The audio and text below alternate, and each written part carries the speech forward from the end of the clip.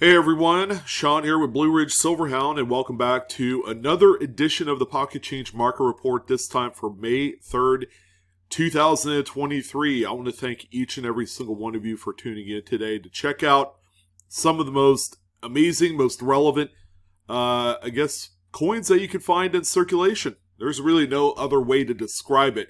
You could go out right now, go to the bank, and find some of these in there today, and they're valuable, and you can make some money off of it.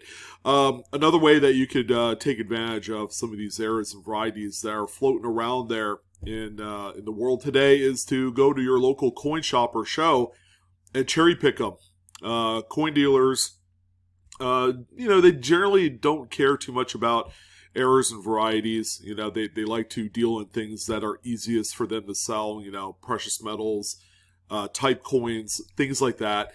So this represents a whole kind of like open door to a world of possibilities when it comes to looking for these. And I know a lot of people that cherry pick the show scene. I know a few of them actually that actually go from one big show to another, and that's all they do. And that's how they make a living. And it's a lot of fun.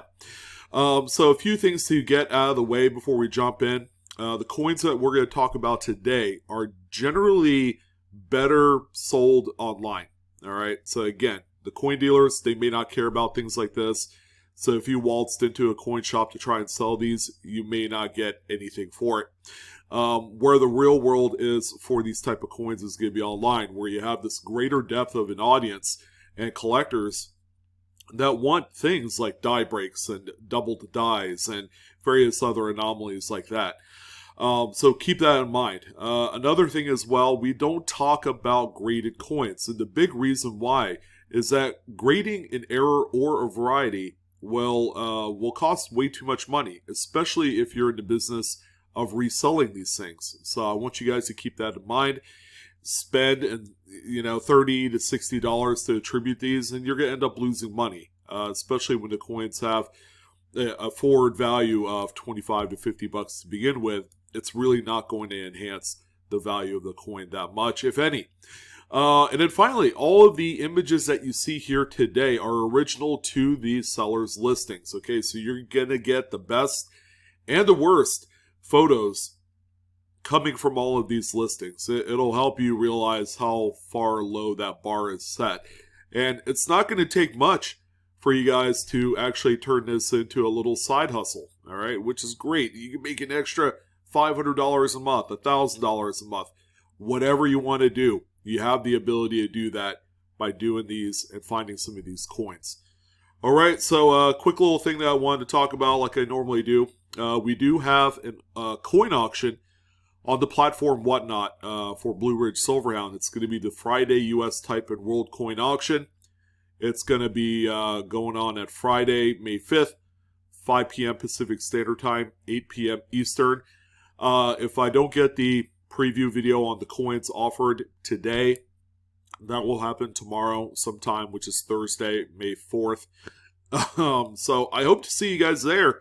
A lot of great deals to be had. We just wrapped up an amazing Bargain Bin Tuesday. All right, a lot of inexpensive coins to appeal to a wider audience. But we're going to have some of the more nicer stuff. We're going to have silver on hand. It's going to be exciting, and I hope that you guys can make it there. So stay tuned for the preview.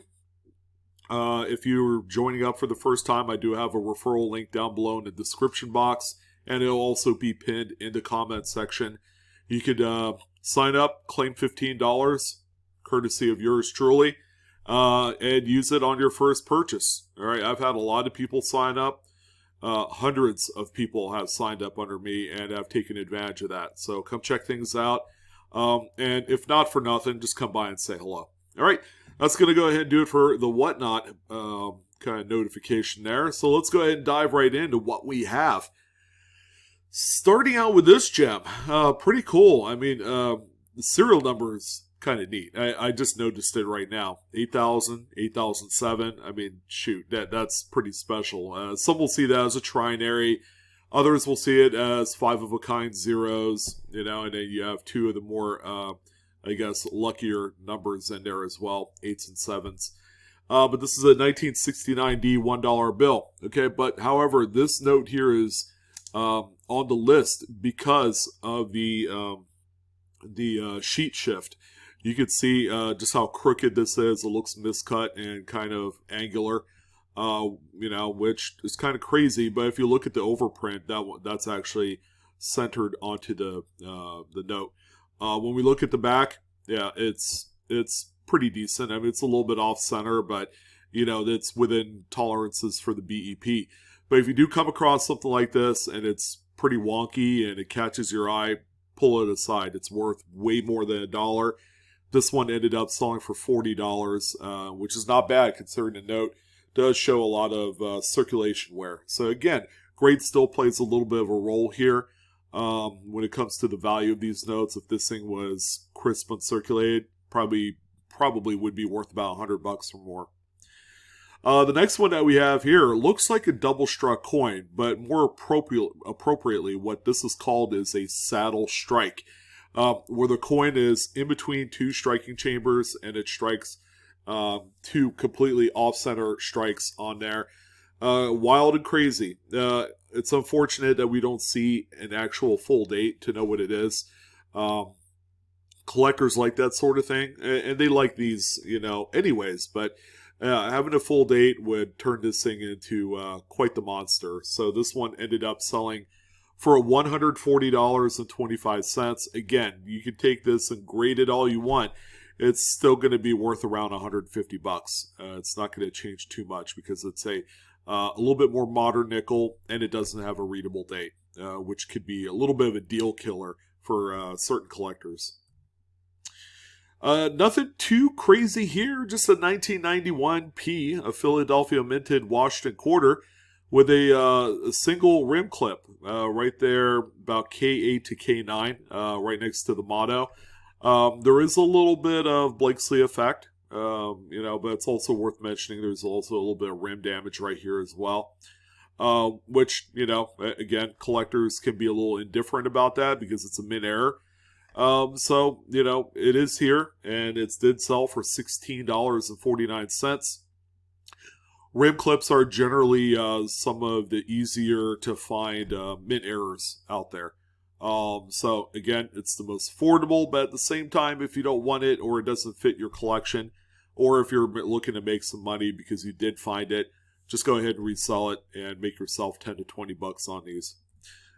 The next one that we have here is a coin that what has been all over the place over the last year, 2022 Philadelphia Lincoln Shield cent with the X-ray eyes or the fireball eyes Lincoln there, which is simply just a strike through. So there was a hardened piece of grease that was on the die prior to the strike, so your final product is going to look like this. Kind of gnarly, if you ask me. And again, the placement is perfect. And when you have something like that on there that's in the right spot, people will come up with various nicknames, and, it's going to be more desirable because of that. So this one ended up selling for $21.75 with 3 bids. So not too bad. That seems to be kind of like the going rate, somewhere in that $15 to $25 range. And oftentimes you'll find these in pretty nice high grades because it's only 1 year removed and they haven't circulated too much. Another nice penny here, probably one that was found in a mint bag back in the day when the Fed Reserve was still using them. They're not using the mint sewn bags anymore for transport, but 1999 Philadelphia Lincoln Memorial cent. This one, excuse me, is a what they call a broad strike error. So with a broad strike, the collar malfunctioned. It's not set to hold the coin in during the strike. So when that occurs, the metal flow goes outwards and it kind of stretches to a size well beyond what the normal, size would be for a Lincoln cent or any other denomination of coin. Very nice high-grade specimen. I don't see any carbon spots or anything like that. Again, very attractive. But keep in mind, this is a copper-coated zinc. So with these broad strikes and these off-center strikes, you're going to get some abnormal stretching of that copper layer, thereby exposing some of the zinc. You just have to be careful how you store these if you're a collector. But if you're looking to sell, now might be a good time because these things are realizing still a fair amount of money. This one ended up selling for $17.64. So, it's one of the more common dates of this type of era, and they were pulled out of mint-sewn bags quite a bit back in the day. All right, probably one of the bigger coins of the day. Actually, we have quite a few of them. Crazy how many coins of higher dollar values sold without being graded. But we're all too familiar with the good old bicentennial quarter here. Okay, our good old friend that is still widely collected, and it's like one of the earliest forms of a circulating commemorative prior to the statehood quarter series.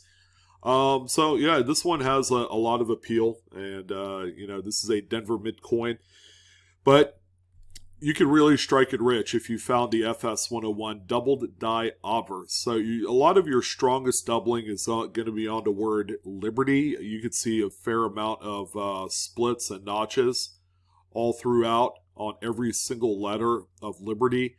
And not to mention some doubling here on the motto as well, In God We Trust. Although not the focal point of this particular double to die, it is one of the nicest. And if you're able to find one of these, congratulations. It's a good one. This one ended up selling for $336.99. Proving yet again that grading is unnecessary. If this coin was graded and it came back like XF45, it would still be worth around what it sold for. So take the money and run. No needless spending if at all possible. And, find the next one. This is a great find. Another big one here, Coins and Cards, again, delivers the impressive pieces. 1972 Lincoln Memorial Set. The aforementioned double the die obverse FS 101 is making an appearance twice in this video. Here's the first one here. This coin is beautiful. It's probably a mid-state brown. You can see some of the strongest doubling on the motto, on Liberty, the date, and even certain areas of Lincoln's coat and profile. Beautiful, beautiful coin. Again, this one sold for $511.98 with 37 bids. Whereas if you were to grade this, it would still sell for that, because of its technical numerical grade. So, yeah, pretty cool. These apparently are still being found out there in the wild, going through change. They're not exactly the rarest variety, but they are some of the strongest. That rivals even the 69S and a few others. So, there you go. Very beautiful coin. And this is a wild one. It looks like an off-center struck 1985 Lincoln Memorial, but if you look closer, look at the reverse. The reverse is perfectly centered, save for a little bit of weakness above States of in America on the back. So what causes this? It's real simple. It's called misaligned dies. It's a type of error where the hammer die that usually holds the obverse design has a little bit of play to it. Now, this happens during general wear and tear as the mint presses are cranking out tens of thousands of coins in an hour.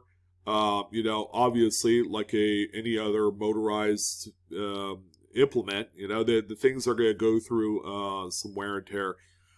So, obviously, there's a little bit of a shake or shimmy in that die set. And when it strikes the coin, it's going to be a little bit off center, maybe not. Maybe the next strike will be perfectly centered. Who knows? But this is always a good one. Always flip that coin over. It's either going to be a real off center strike or a misaligned dies. But misaligned dies, they haven't really gotten its due. They're pretty wild. There are a lot more off center strikes than there are misaligned dies. So this one right here, actually a really nice sale. $178.95 was the final hammer on this one, and very good coin. Now, here's one of my favorites. You should be looking for this particular variety on every 1943 Philadelphia War silver nickel that you come across. Doesn't matter the grade. It's easy to spot in just about any grade possible.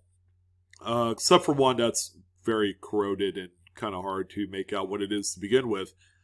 So you're going to make sure that you have this large giant mint mark on the reverse, 1943, from 42 to 45. The U.S. Mint actually made these out of manganese silver. They were rationing some of the nickel for the war efforts, and this is your final product. But there are a few really neat varieties, both Cherry Picker's Guide and non-Cherry Picker's Guide varieties, lots of RPMs as well. This is the doubled eye. You can see the doubled eye right there. Very recognizable Cherry Picker's Guide variety, and the coin is in actually pretty decent shape. So this one ended up selling for $51.50 with 7 bids. The coin you could cherry pick for about $3, somewhere around there. So just a really, really wild looking coin, a great looking one as well. And another big one here, you always got to be on the lookout for this one, and it's the 1935 Buffalo Nickel. It does have condition issues. It's got a pretty sizable rim bump here, along with this nice scratch right here on the Buffalo. But if you look closer, this is the major doubled die reverse. So you have doubling on 5 cents. This is the FS 801, I believe. Cherry Picker's Guide variety. There's also an 802 that's quite nice as well.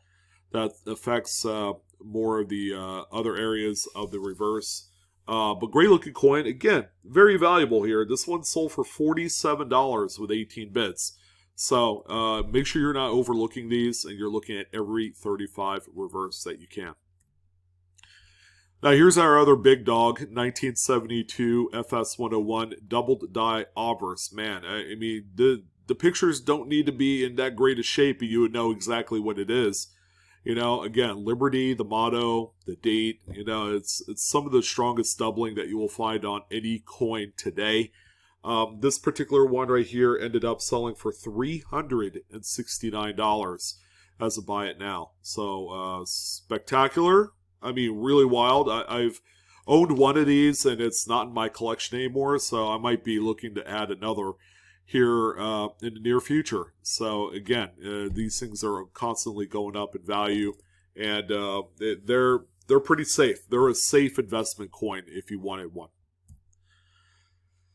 Now, this is probably the nicest looking 1998 Lincoln Memorial cent with the wide AM reverse that I have seen this year so far, and that says a lot, because I see and go through a lot of coin listings, and it's a pretty massive amount of actual individual listings, and I haven't seen one that's quite this nice. But anyways, yeah, this is the one of 3 dates where you can find the wide AM transitional reverse on there, so you have a pretty substantial gap between A and M in America at its base.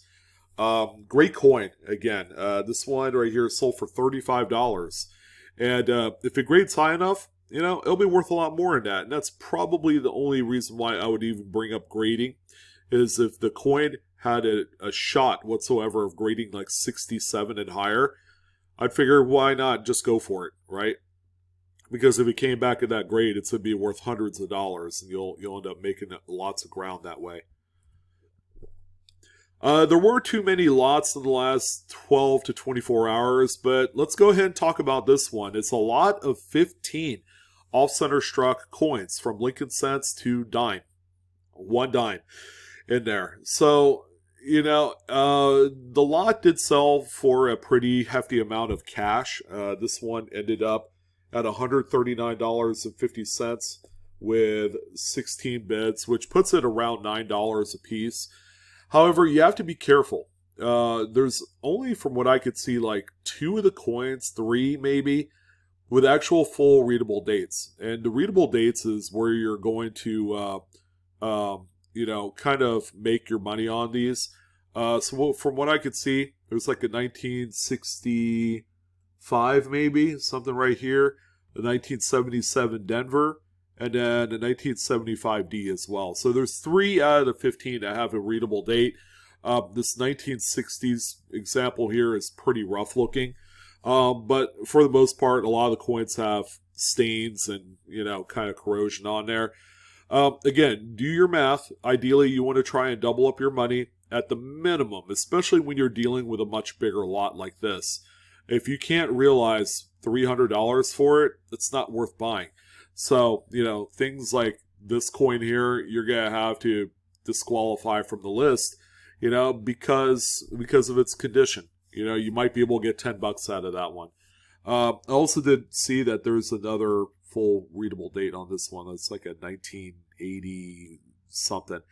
Kind of hard to tell. It's kind of hard to tell if it's a copper-coated zinc. So, yeah, that's where we're at on this one. But keep on looking. There's always big-time bulk deals going on out there in the world of eBay today.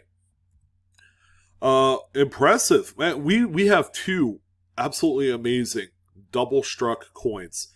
And for a good reason. 1995P Jefferson nickel double struck with a uniface on the reverse. And the reason why that this one is pretty gosh darn special, it has two readable dates, ladies and gentlemen. The first main date on the actual full strike, you can't see the mint mark, but the second strike kind of helps seals the deal. You can see the P mint mark there.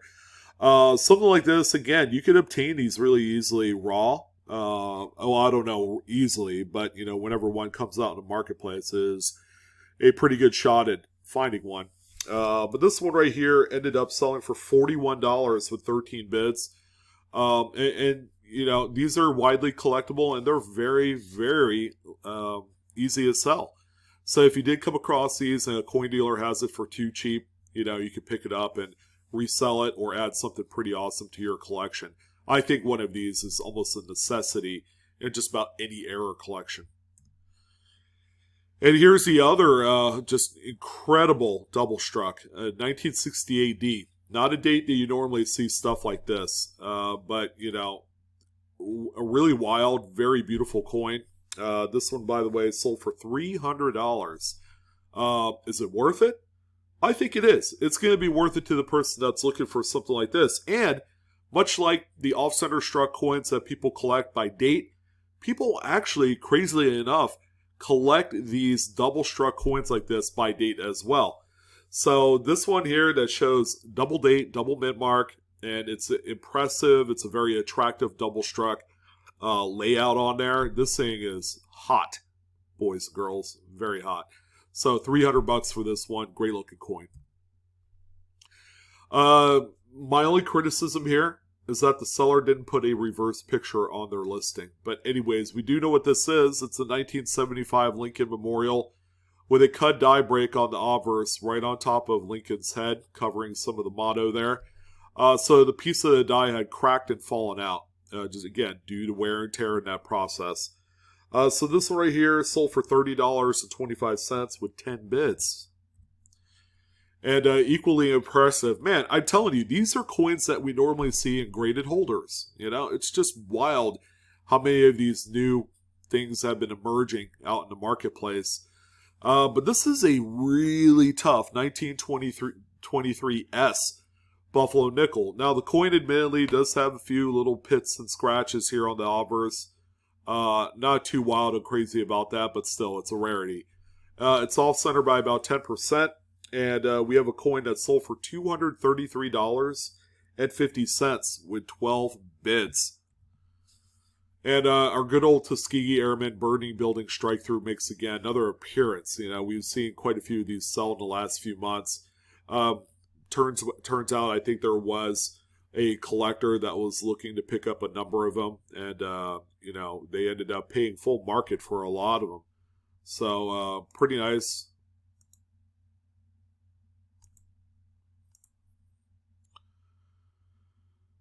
That was pretty nice. Sorry about that.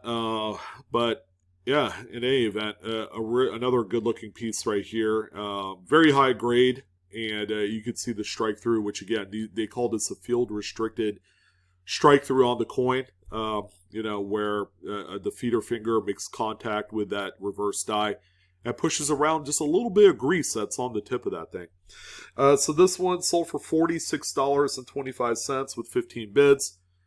Still a pretty decent showing for this coin that used to sell for a few $100s upon release.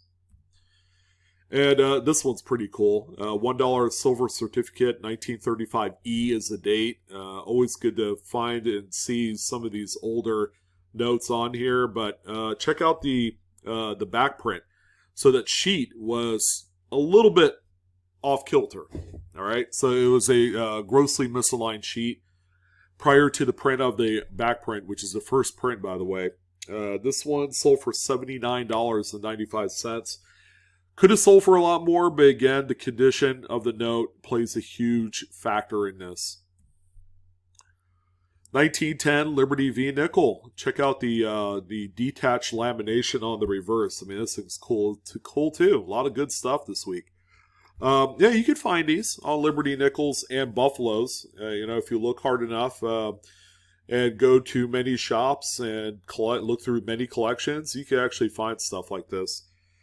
This one ended up selling for $39.44, and the coin itself is in pretty good shape. You could see 5 of the 7 letters of Liberty, maybe even 6 if you tilt your head a certain way. But yeah, very good, strong sale on this one. And fantastic piece here, 1946 D over D RPM. This is number 1, by the way.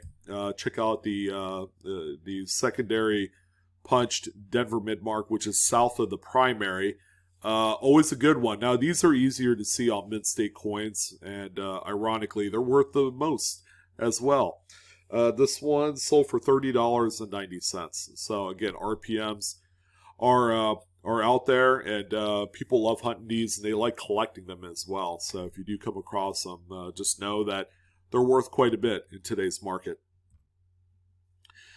And speaking of blasts from the past, we got the good old Crown die chip on the Washington crossing the Delaware. This was like the deal, the hottest thing going a few years ago. And the Crown die chip took everyone by surprise. It's no small feat of wonder, but you can see that massive die chip right above Washington's hat. This particular example went for $53.80. So that's not bad. It's hanging right there with the Tuskegee Airmen strike through. And did everybody forget about these coins? It's only a year old. And there's one specific Maya Angelou quarter that's worth, at the minimum, $25 and up. So this is one of them right here. And no, it's not the little die chip on the corner of Washington's mouth, as neat as it is. It has nothing to do with that. It's actually with Maya on the reverse. And there's a number of different doubled earring varieties. This is VDDR number 3. You can see actually that doubled earring right there. This is, as of today, one of the more desirable doubled earrings. Number 1 and number 2 have settled in that $5 to $10 range. Still valuable. But this is the one, ladies and gentlemen, that people are looking for. And they're looking for them in much higher condition. Like this one right here shows enough circulation wear to know that it's not the perfect coin. This one sold for $28. So the last couple of them that we've seen have all been that $25 to $30 range. And I'm willing to bet that one in mid-state condition will go for much more than that. So don't forget, these are out there, guys. And there's plenty of them out there to be had. These are on Philadelphia minted Maya Angelous. Our last couple coins of the day. How about this 2021 Lincoln Shield Cent? You guys remember the big, massive retain cut die break on this bad boy? Oh boy, man, what a cool coin. All right, this one had seen the light of day of many cash registers and many hands. Again, it's not the perfect looking coin, but it was one of the most relevant errors of its day. This one, strong showing, $350 was the final sale price on this example. And there was also a graded K3 to K7 just die crack version of this, which is an earlier die state. Graded mid-state 66 by PCGS that did sell for $440. Okay, that's the least valuable of the two types that you could find. So very good looking coin, very impressive. And again, they're out there, guys. These are floating around in pocket change today, and they're big money. So make sure you look out for them. It's gonna make your day for sure. And the final piece for the day is going to be this 1977A $1 bill. Check out the massive gutter right down the middle. So there was a pretty nice sized wrinkle in the sheet prior to the print, and that's what caused this. So it prints over that wrinkle, if it's not stretched out, and then, the rest is ancient history. So pretty nice note. It's, again, it's circulated. It's got a little staining there on the right side of the note. Back of the note showing the circulation wear as well. This one ended up selling for a penny short of $100. So, it's a pretty cool magic trick where you could turn a $1 bill into a C note. You ought to tell all your friends and then show them this one. And, make sure they know how it's done. So that's going to go ahead and do it, guys. You guys have a little searching to do because I want to hear about some of your big hunts and your big successful finds because they're out there and people are doing it. And I wish you guys nothing but the best in your hunting endeavors for the rest of the week. I'm your host, Sean, with Blue Ridge Silverhound. Don't forget to like, share, and subscribe to today's content if you haven't done so already. And come check me out on TikTok at Blue Ridge Silverhound. So that's it. I'm out of here. I hope to hear from you guys as far as your hunts. And again, enjoy the hobby, and I'll see you next time.